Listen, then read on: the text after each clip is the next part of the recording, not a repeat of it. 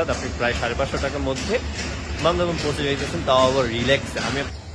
আমরা চট্টগ্রাম চলে আসছি 5:15-তে, যেখানে তুমনা এক্সপ্রেস কালকে অলমোস্ট আধা ঘন্টা লেট করছে। 11:15-তে ছাড়ার কথা ছিল, 11:42-এ ছাড়ছে। তারপরও টাইমলি 5:15-তে আমরা চট্টগ্রাম পৌঁছে গেছি। এখন আমাদের নেক্সট স্টেপ হচ্ছে আমরা এই যে পিছনে সৈকত এক্সপ্রেস, এটা একটা কক্সবাজারের মেইল ট্রেন, বাট যেহেতু কক্স থেকে চকরিয়া আমরা নেমে যাবো চকরিয়া। এইখানে যে গোজামিলটা সেটা হচ্ছে আমার ফার্স্ট প্ল্যান ছিল হচ্ছে আমরা সাতকানিয়া নেমে সেইখান থেকে আমরা বাই সিএনজি বান্দরবন ঢুকে যাব। তাহলে হিসাবটা কি দাঁড়ায়? হিসাবটা দাঁড়ায় হচ্ছে 405 টাকা দিয়ে আমরা ঢাকা থেকে চিটাগাং চলে আসি।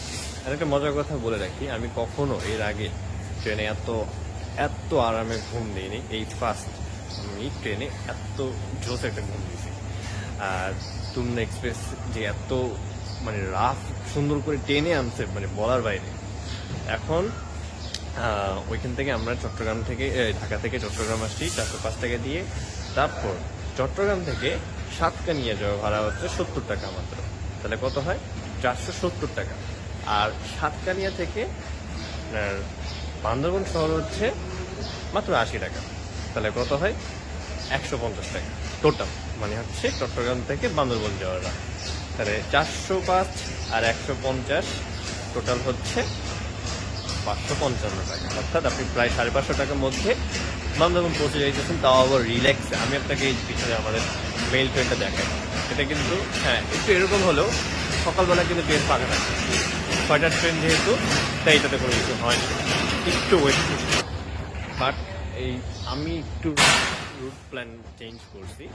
আমার যেখানে সাতকানিয়াতে ঢোকার কথা ছিল, আমি সেই জায়গাটাতে চকরিয়া দিয়ে ফয়েজখালী হয়ে আলীকদম হয়ে আমি বান্দরবন ঢুকছি। এর কারণ হচ্ছে এখন বান্দরবনের সময়টা ভালো না, বান্দরবনে অনেক জায়গায় রেস্ট্রিকশন চলতেছে। তাই আমি আমার রুট প্ল্যানটা চেঞ্জ করে এখন চকরিয়া দিয়ে ঢুকবো। সেই জন্য আমার একটু কস্টিং বেড়ে যাচ্ছে বান্দরবন ঢোকার জন্য। সেটা বেড়ে যাচ্ছে 70 টাকা থেকে এখন 120 টাকা, 50 টাকা বেড়ে যাচ্ছে। আমি কিন্তু আরও বেশি ডিস্টেন্স থেকে আসতেছি। এই যে আমি পিছনে দেখাই যে আমার অলরেডি ইঞ্জিন লেগে যাচ্ছে। আমি নামছি হচ্ছে 5:15-তে, তারপর 20 মিনিট আরও ঘুমাইছি ট্রেনে। তারপর এখন অলরেডি সৈকত এক্সপ্রেসে ইঞ্জিন লেগে যাচ্ছে, আর 10-15 মিনিট পরে এটাও ছেড়ে দিল। এই হচ্ছে টোটাল অবস্থা। আর যদি বলি, এখন ঈদ সিজনের মধ্যেও ট্রেন আজকে এত পরিমাণ ফাঁকা, নর্মাল কথা কি আমি আর বলতেছি না। আর পিক আওয়ার থাকে কিছু, তারপরেও এই অবস্থায় ট্রেন এত ফাঁকা থাকে, বাকিটা নাই। আমার সিট আছে, আমি বগিতে যাব। এটা আমার বগি,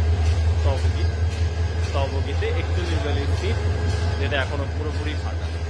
তো এখন আপনারা আমাকে বলেন, এর থেকে রিল্যাক্স ট্যুর আর কি হইতে পারে?